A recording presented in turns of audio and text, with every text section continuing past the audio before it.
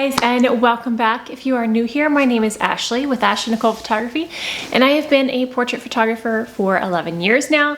And today I'm going to be talking about the Canon RF 28-70mm F2.0. So a little backstory. This video shouldn't be too long, but I do want to give a little backstory. I have the Canon R6. I've had it for 1 year now. I have been shooting with the RF 100mm macro, and then I have two EF lenses that are Sigma art lenses, the 35 and the 50. That's basically what I shoot with, 35, 50, and 100. Rounds out all that I need. I just wanted you to know what I'm used to shooting with, so you know when I'm comparing this beautiful new lens, that's my point of reference of what I normally use. Okay, I rented the 28-70 for 2 weeks to test it out and also to use at a wedding, and I wanted to see if it was worth it, if it was worth the wait, the price, and the hype that it gets, because it gets a lot of hype. Caitlin James talks all about this lens, and I just had to see if it was worth it. So that's what I'm talking about today. I am not gonna get super technical with all the specs and everything. I am just gonna tell you my experience with this lens as a professional photographer for portrait shoots and for a wedding, because I did shoot a wedding yesterday with it. So first of all, this lens is expensive. It is $3,000. But if it replaces a 35 and a 50mm for me, is that worth it? Probably. So I currently, like I said, I currently use these Sigma EF lenses, and I use an adapter. So when I'm on a photo shoot, I bounce between 100 and 50mm. I personally love to use the 100mm macro for every portrait session. It is my favorite lens to use for portraits. It just has a magical quality. So I go back and forth from an RF to two different EF lenses, and I hate having to go back and forth from an adapter to not an adapter to, oh, I need this lens, but the adapter's on the other lens. I hate it. It breaks up my flow. And for the wedding, I wanted to have two native lenses for the R6. That is my main reason for renting it, and to see if this is where I want to invest my money for my next RF lens. Okay, so first of all, see how huge this is? This is insanely giant. It is a 95mm filter size. My largest one is 77, and I think that's my 35, or is this my 50? Hold on. Nope, my 50. Yeah, the 77, I currently have my Sigma 50mm on. 77mm looks tiny after this whopping 95mm thread. Insane. But first of all, yes, this thing is giant. It is a beast. And it does, when you zoom in, it does expand and get a little bit longer. So when I first got this in the mail and I held it and I put it on my little bitty R6 camera body, I was like, oh, this is gonna be a disaster. This is huge. How am I going to carry this all day at a wedding? But I've got to say, I barely even noticed it. I don't know how that's possible, and I know the adrenaline of doing the wedding and all of that, that's probably, but when I use the 70-200, that lens wears me out.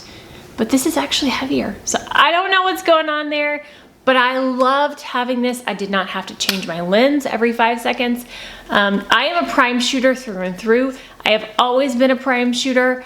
I thoroughly believe in prime lenses and love them, especially the 35 and the 50, and of course my 100. So I used my 100 for detail shots, but that is the only time I used it during the wedding day. This stayed on my camera for the rest of the day.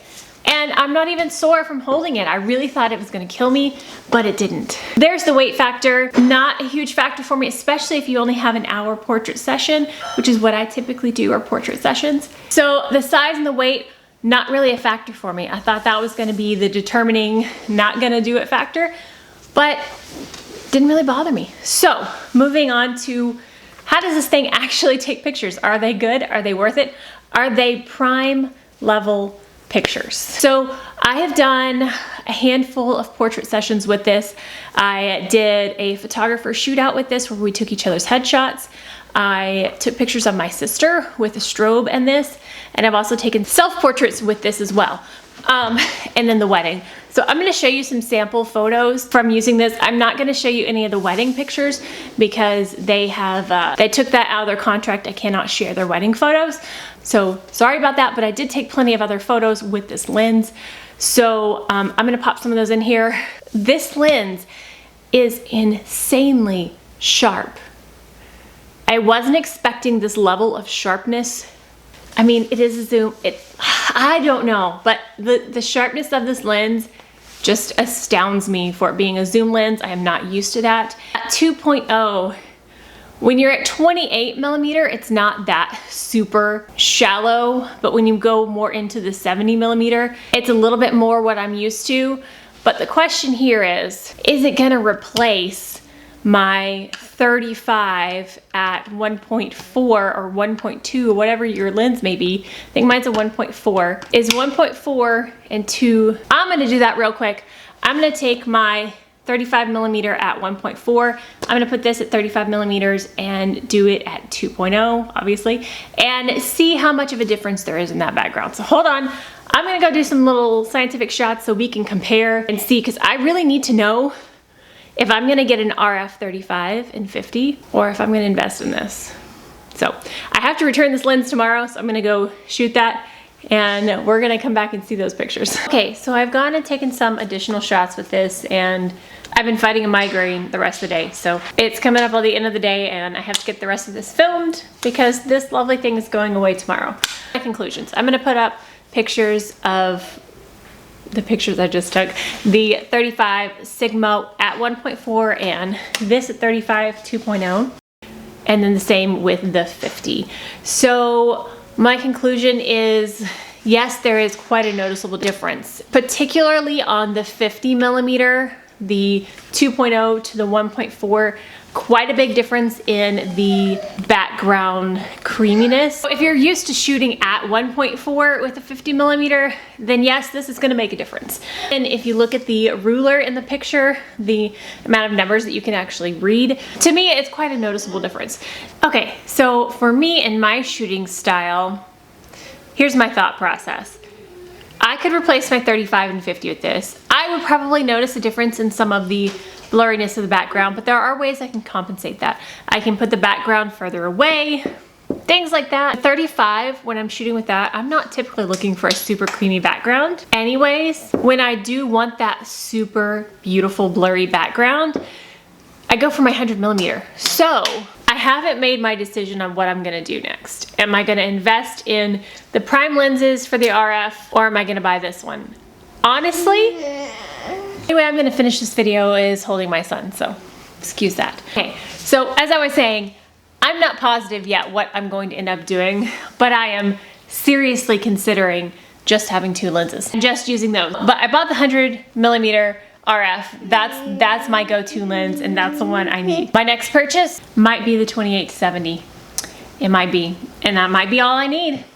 I don't know. Let me know in the comments what you use if you have a mirrorless Canon, what your go-to lens is. I would love to get some input on this. Please be respectful of each other in the comments. I've had some trolls in my comments.